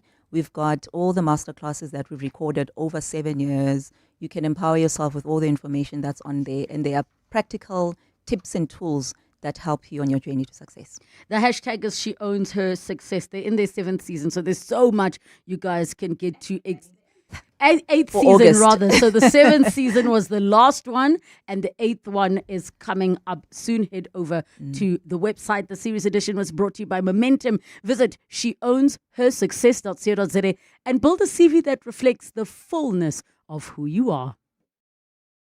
For many women, a CV often becomes a list of qualifications, titles, and experience, while the strengths that shape real success remain overlooked. Empathy, resilience, and the ability to lift others. Momentum's She Owns Her Success campaign celebrates these invisible success codes, the qualities that may not appear on a traditional CV but leave a lasting mark. Using Momentum's AI-powered CV Builder, women can now bring those strengths to life. Visit sheownshersuccess.co.za and build a CV that reflects the fullness of who you are. 2 minutes after 2:30, time for your latest Eyewitness News headlines. Good afternoon. Thanks, Relebogile. Good afternoon. 2 firefighters have been injured during an operation at an auto spares store in Edenvale. It's understood the officials sustained injuries after the roof of that building collapsed. Officials were called to that scene after a fire broke out this morning. Ekurhuleni firefighters are still working to contain the blaze. The finance sector, along with agriculture, played a major role in boosting economic growth in 2025. Stats SA says the country's GDP grew by 1.1% last year, following a fourth quarter growth of 0.4%. Despite the uptick, growth remains below levels projected by National Treasury to significantly boost jobs and investment. And major Japanese publisher Shogakukan has issued an apology after being in hot water for rehiring an author convicted of sexual assault. In 2020, manga author who went by the pen name Soichi Yamamoto was arrested for violating the Child Pornography Act. Well, those are the headlines. This EWN and more at 3 or as it happens. EWN Traffic. Well, at this stage in Benoni, Boksburg, there's still slow-moving traffic on Atlas Road. This is approaching North Rand Road. Also, roadworks still causing heavy delays in the Sunwood Park, Boksburg area. That's heading towards Brakpan on the N17 eastbound between Heidelberg Road and Rondebold. There's also slow-moving traffic that's leaving the Sandton area on Grayston Drive between Rivonia Road and Catherine Street. Look out for those faulty traffic lights in Rand Park Bridge at Bayers Nodia and the N1. If you come across any other traffic issues, kindly WhatsApp us on 072-702-1702. There's more EWN on air, online, and on the EWN app. Aubrey Masango. Weekday evenings, 8 to midnight. Forward Brink, City of Johannesburg city manager. We're constantly blaming the politicians for the mess that we see. Are we not letting our officials off the hook? If you look at the decay of our infrastructure and maintenance, that's not linked to any form of politics. When there's a pothole or when there's water-related issues, people are not interested in what political party is in charge. They would want to see that burst pipe being repaired. Pipes do not ask who is in the coalition. It's not interested in who's now in the caucus. It's got nothing to do with that. Aubrey Masango. 8 to midnight on 702. 702. The Johannesburg Philharmonic Orchestra's summer season continues with a superb program under the baton of Maestro Daniel Boyko, featuring violinist Zanta Hofmeyer, performing Mendelssohn's most beloved violin concerto, and soprano Sipokazi Maphumulo, and the Gauteng choristers performing Basie's thrilling Rise of the Hunter. This concert is not to be missed. Thursday, the 12th of March at 7:30 p.m. at the Linda Auditorium. Tickets available at Quicket. Remember when you had to hurry up and wait, and cars could only run on fossil fuels? Well, hurry up and catch up. You don't need diesel power, you just need a second electric motor. With Volvo plug-in hybrids, you can drive electric in the city, switch to fuel for the long haul, or combine both when you want it all. So what are you waiting for? You're late for your test drive. It's safe to be brave with Volvo. To walk the talk is to turn words into meaningful actions. And it's what we at 702 are committed to doing every day. We are also committed to following the rules set out by the Broadcasting Complaints Commission's Code of Conduct. To give you balanced programming, fair comments, and accurate news. But if we stumble along the way and you feel we are not living up to the code, let us know on comment@702.co.za. And if after that you're still not happy, you can direct your complaint in writing to the Broadcasting Complaints Commission. Email bccsa@nabsa.co.za. For more, visit bccsa.co.za. The Money Show. Weekday evenings at 6. In the conflict in the Middle East. When does this start to have a big impact on our inflation? I suppose it's as simple as saying the day fuel prices go up dramatically. If you look at the lower end of the market, as soon as those fuel prices go up at the gate, those taxi prices go up immediately. Also, logistics companies, transport costs all go up immediately, and they pass it on to the companies that they do the logistics. Feroz Basis, the head of global emerging markets. The Money Show on 702. Let's walk the talk. The Money Show, Stephen Curtis, is brought to you by ABSA Corporate and Investment Banking. Trade powers Africa's growth, and businesses that succeed are those able to manage risk, optimize liquidity, and move confidently across markets. ABSA Corporate and Investment Banking helps enable your trade flows for growth. ABSA is a registered FSP. T's and C's apply. Coming up on 702 Drive with John Perlman. 702 Drive is coming up from 3 to 6 p.m. with John Perlman. John, how are you doing? Yes, doing well, thanks. And you, Relebogile, good afternoon to all our listeners. So, John, you and I greet each other off air and on air. Yes, Is it weird? Now, the only reason I'm sharing this with everybody is because somebody tweeted to say, I saw you on your TikTok live. You and John greeted each other off air. Then you went on air and you greeted each other. Why do we greet each other twice? So I come in and there are other things going on. We're playing ads or whatever. There might be promos for shows already done or shows still to come.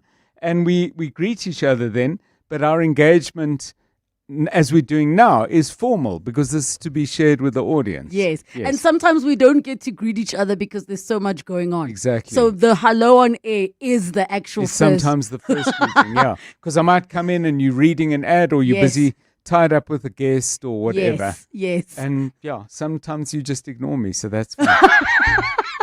Also, I like greeting John twice. I think if you like saying hello to someone, do it more than once. Exactly. You can never say hi enough.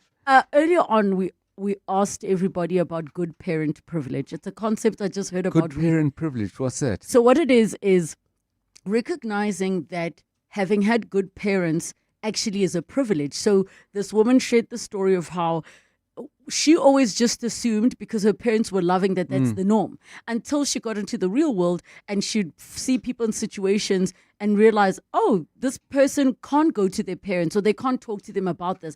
So she spoke about the fact that they had emotional intelligence, they had all these things.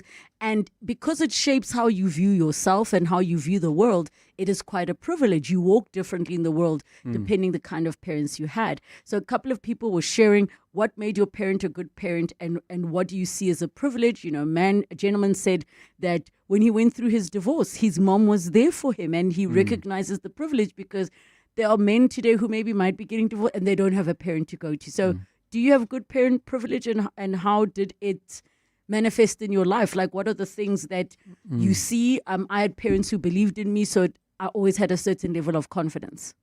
So I must admit, I would call it good parent blessing because privilege somehow suggests that you should count your... I don't know. There's something about the word privilege that doesn't quite fit there. For me, it suggests that there's something preordained or whatever. Yes. I think it's a blessing because it's generated by the energy and efforts of other people. And I know that can be true of privilege as well. But privilege I always associate with other circumstances as well. Park my pedantic view of the world aside. I think what my parents... I got different things from my mom and different things from my dad. My mom had a very strong sense of the importance of social justice, which she shared. So that was important for me. And that's still in you. Yes, I would like to believe so. And then both of them had an absolute love for learning and for books. So I think I would count that as a blessing as well. Definitely. Look, it's a new term that the woman shared. I'm sure at some point there'll be a term that applies. But I just loved because she said there's white privilege, wealthy privilege, rich privilege. But have you considered that having good parents is, yes, it's a right, but yes, we know what we're saying. Yeah. All right. And I think it's a fabulous concept. My nitpicking over the term to be used doesn't ignore the fact that it's a terrific thing to discuss and explore. So coming up on the show, and good afternoon to everybody again. Since I greet Relebogile twice, I'll greet you twice as well. All our listeners, why not? GDP growth numbers looking pretty good. We'll understand what's moving in a positive direction and why. Thabiso Goba is at the Madlanga Commission of Inquiry. We had a hot moment earlier where Justice Madlanga got extremely angry with one of the advocates for the man currently in the dock, Yunus Karim, the advocate Rafiq Bana, and accused him of lying and said that he was deeply insulted by the way the advocate had spoken to him. We'll have details on that a little bit later. Independent Electoral Commission starting to gear up for local government elections. We'll find out more about that. We've been talking a lot on all of our shows and indeed on all our prime media stations about MasterChef because we're very much involved with the show.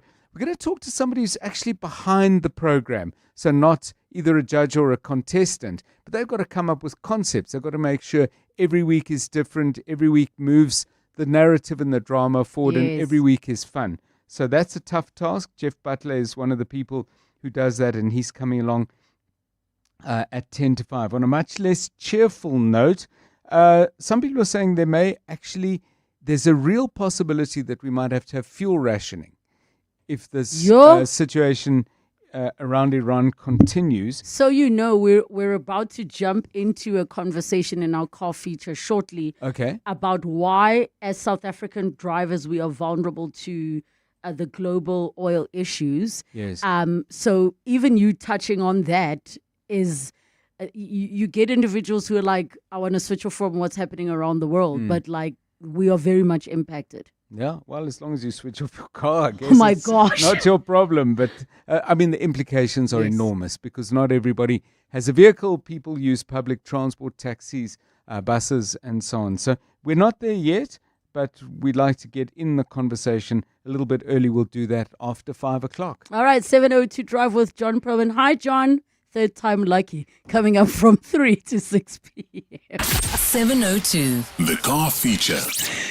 17 minutes to 3 o'clock in the car feature on 7:02 Afternoons with me, Relebogile Mabotja, is brought to you by Stellantis, South Africa. And in this conversation for today, what is happening with oil around the world? Why, as South African drivers, should we take note and are we vulnerable? 011 883 0702 with the WhatsApp line 072 702 on 702. We are joined by Unathi Magida, Communications and Stakeholder Relations, Petroleum Agency, South Africa. Unathi, welcome to the show. Thank you for joining us. Thank you for inviting us, Relebogile. Thank you for welcoming us, and a very good afternoon to your listeners. So already John Perlman mentioned that on his show they're going to be touching on us potentially having to ration fuel. Maybe give us a lay of the land of where we were a couple of months ago as South Africans in relation to fuel, and then we can talk about where we are in relation to oil as well. All right. Maybe let me just put into perspective the current spike in the price of crude and petroleum prices is not an abnormal incident. It happens all the time. But obviously, when you have something as critical and as big as the Middle East conflict or war, then it has a huge impact in terms of global prices that influence oil. So on a regular basis, we do see price fluctuations at normal, rates. And that therefore determines then how we price our fuels in South Africa. So you'll find that every month or every Wednesday of every month, there will be an announcement in terms of what we should be looking at as normal motorists in South Africa in terms of our fuel prices. And that generally increases minimally or decreases minimally, and we're used to that. But right now, this is a crisis, a big crisis of serious magnitude. So that means that now we need to roll up our sleeves and think about what next. Okay, so let's now bring it back to you just sharing what is happening globally, especially for those who maybe are out of touch in relation to oil, beyond just it being a conflict. In relation to South Africa, how is it that where we are, I mean, you're saying it's a crisis, but maybe paint the picture in a way that all of us can clearly understand what that means. Because for us, especially as those that have our vehicles, you in your mind just go to a garage and get the things you need for your car. You pour fuel, you need oil, you put in oil, and then you keep it moving. Okay, let me simplify it this way. So most of our fuel consumption or fuel demand, which is your oil prices, your petroleum prices, all the gas prices, we import about 60% of that from the Middle East. And now in the Middle East is a very tiny canal called the Hormuz Strait. And that's where most of the products that come from the Middle East go through. It's a tiny little canal, which now has been affected. It's clogged. We've got a lot of vessels that are stranded that are carrying the entire world's oil products, because the Middle East basically produces about 20% of the entire world's fuel and refined product demands. Now, if we have a lot of vessels that are stuck there that cannot move, then it means that we are going to have obviously a shortage of our fuel and petroleum products. So when there is a shortage, then the prices will start increasing. And then the global world will then determine what is the price of oil per barrel. And that then determines how South Africa puts or creates its a price based on the global prices. So with that pressure that we are having, it has got a huge impact in terms of your ordinary person like you and I, in terms of the prices of oil, because now we're going to have to pay more in terms of our fuel costs. And if we're paying fuel costs more than we usually do, then it means our taxi fares are going to increase, our transport fares, buses, and all the other, motor-related maintenance products, which means that, if you have to fix tires or you have to you'll pay more. So that means then that even the retail prices actually, or anything that we consume, will increase inevitably. So the price of fuel determines just about everything that we spend, because if the price of transportation increases, then it increases for your bread, for your fish oil, for your products, for your electricity as well.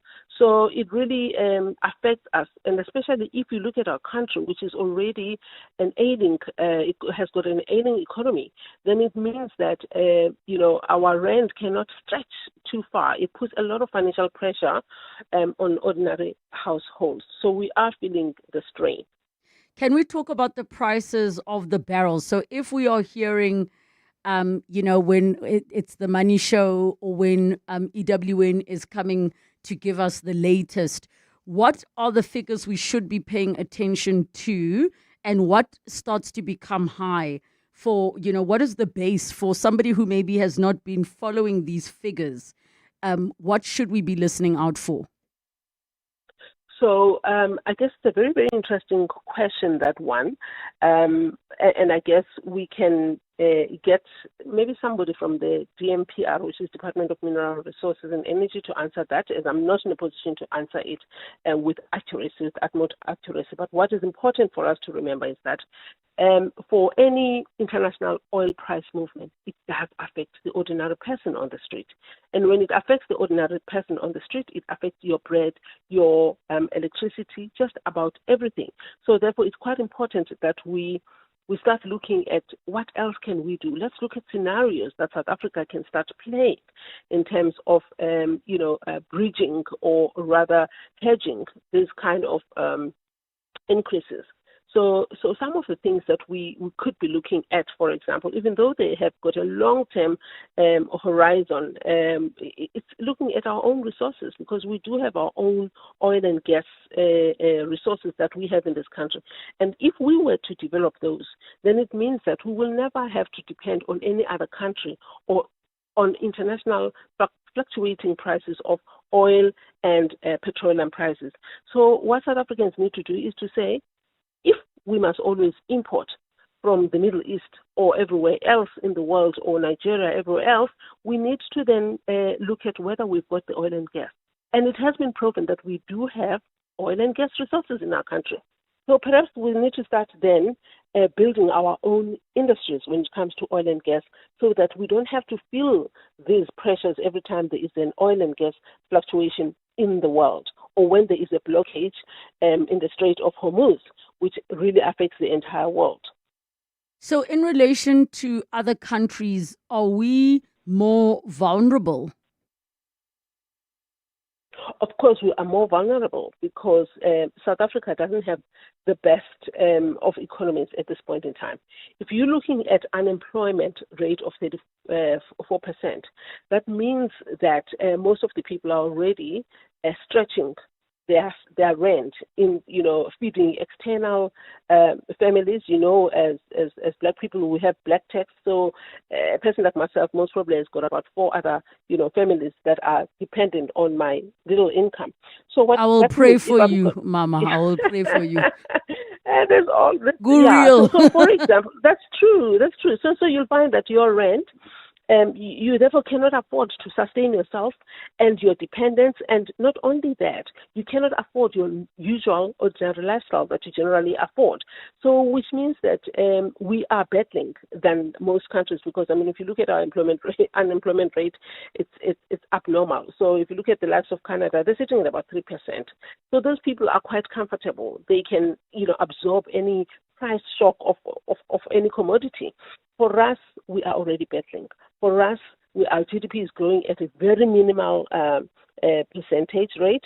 So therefore, we need to make alternatives. And our alternatives are here, and they are available for us if we can only focus on just developing our own oil and gas industry, because we have it. So Relebogile, we have it here in South Africa. How much of, what kind of a mercy are we at to what's happening globally? Because if we're saying, as you've shared, Unathi, that already we are in big trouble. If, let's say, the conflict were just to continue, World War I was how long? 4 years. I can't record off the top of my head. One of them was 4 years long. What does that reality start to look like for us as South Africans? So what we need to do is to get, the economists to do their work right now. This is the time where the actuaries of this country and the economists need to do their work and do some proper scenarios to actually look at, what is the worst case scenario. 4 years is a long time. But what the country usually does, so South Africa currently has, strategic fuel stocks, for example, that are estimated to last us about 21 days, should there be a total halt to our oil and gas imports. So that, with whatever we have in our tanks, could probably last us just over 5-6 weeks. So therefore, we need to plan to say, should this happen, where else can we get our reserves? Luckily enough, we already have our, South African synthetic fuels and natural gas that is sitting at about, 35% that we can get locally from Sasol and other industries. We can look at other countries where we can import So we need to start looking at different trade deals where we can import things like LNG, where we can import our crude, and then start closing the gaps that we have. So there's a lot of work now that we need to do to start, looking at different scenarios. But the good thing is that we have a very committed government. We've got very good economists that can start, pulling their heads together. Only next week we will be having our Southern Africa Oil and Gas Conference, which was never planned to really respond to this, but coincidentally, we're going to have to discuss this to say, here's a crisis. How do we have all these South African or Southern African heads of states, investors, academics, scientists, to put their heads together to say, how do we put a nice hedge to a possible scenario that can actually make South Africa or Southern Africa dry when it comes to fuel and petroleum products. So that's another opportunity for us that we need to work on. So and just make sure that we leverage this crisis and not waste it, and utilize the upcoming conference to make sure that we discuss all these scenarios and future-proof our country from any other scenario that can actually lead to a lack of, or rather a huge demand when it comes to oil and gas products. There's a message that's come through here that reads as follows, saying, ladies, believe you me, black tax is global for all races. I agree, but it differs in magnitude. Yes. It agrees in magnitude. It just varies in magnitude, but I fully agree. And very quickly, another question was asking if we have oil refineries in South Africa. Well, we do have a few oil refineries, but I must tell you now that a number of them have already closed due to the changing specifications of our products. Going to cleaner, fuels, changing, the type of, refining engineering means that they had to sort of upgrade their refineries at a cost and all those things. And most of them have decided, look, let's not refine oil. Why not just get it ready and get it as a finished product? So we're currently importing. Most of our oil is being imported. We no longer refine here. So most of our refineries are now converted into storage facilities where we basically import oil and gas, or rather finished products, and then retail them and distribute it accordingly. Thank you so much.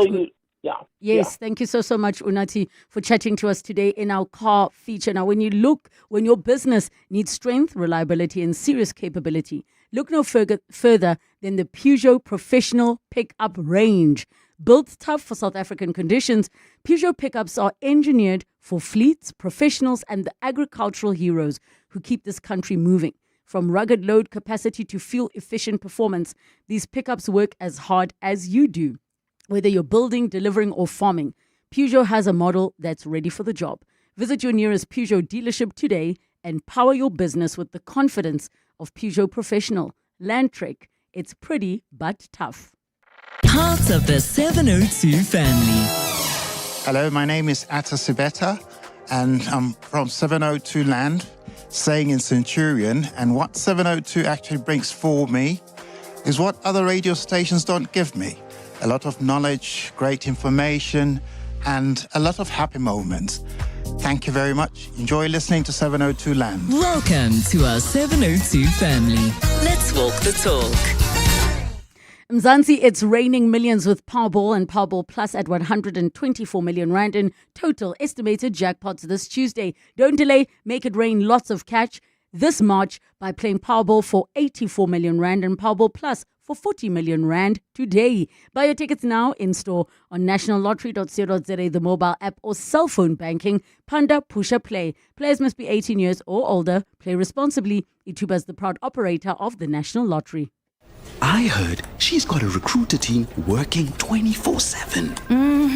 That one. She has a secret supply of talent. I knew it. She's definitely keeping a secret from us. Nothing mysterious, guys. It's SA Youth, South Africa's largest youth online recruitment platform. Fast to post, effortless to use, and effective every time. Recruit on the portal to potential. sayouth.co.za. Powering South Africa's youth workforce. Year in, year out, we're fixing tires faster than a Formula One pit crew. My team is on top of things like tire whisperers. If an unforeseen accident were to happen in my workshop, at least I've got My Way business insurance to keep the wheels turning.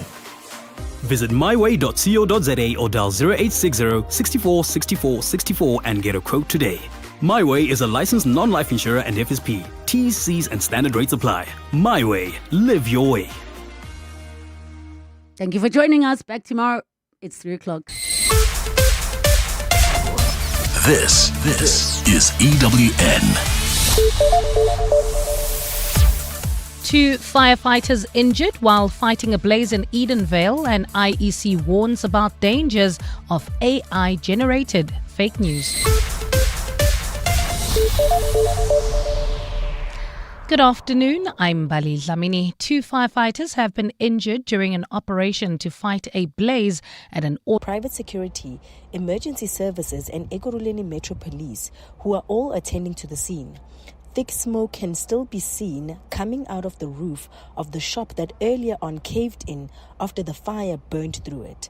Ekurhuleni Emergency Services spokesperson William Ntladi says earlier when private firefighters tried assisting with the blaze, a wall fell on them, injuring 2 of them. They are suffering from lower body extremities. That is through the wall falling on top of them. So we don't know exactly the intensity of that, but they are in a stable condition. The cause of the fire is still under investigation. Jabuli Lembata, Eyewitness News, Edenvale. The finance sector, along with agriculture, played a major role in boosting economic growth in 2025. Stats SA says the country's GDP grew by 1.1% last year, following a fourth quarter growth of 0.4%. Despite the uptick, growth remains below levels projected by National Treasury to significantly boost jobs and investment. Dimakatso Leshoro has more. The modest expansion was driven by stronger performance in the finance, real estate and business services sector, which grew by 1.9% and contributed 0.5 percentage point to overall growth. Agriculture, forestry and fishing also recorded strong growth of 17.4%, while the trade, catering and accommodation industry expanded by 2.3%. This is the first time in 3 years the economy has expanded above 1%. Sectors like manufacturing, electricity, gas and water and construction continue to weigh on the economy, while household consumption went up 3.6%, making the largest contribution to economic growth in 2025. Dimakato Leshoro, Eyewitness News. The Mazanga Commission of Inquiry has accused controversial Northwest businessman Suleiman Karim of hiding more than 2 million rand of payments he made to a company linked to suspected crime boss Vusimuzi Matlala. Yesterday, Karim testified that in June of 2024, he loaned Matlala's Medicare 24 company 10 million rand to service a tender it recently scored from the SAPS. But today, evidence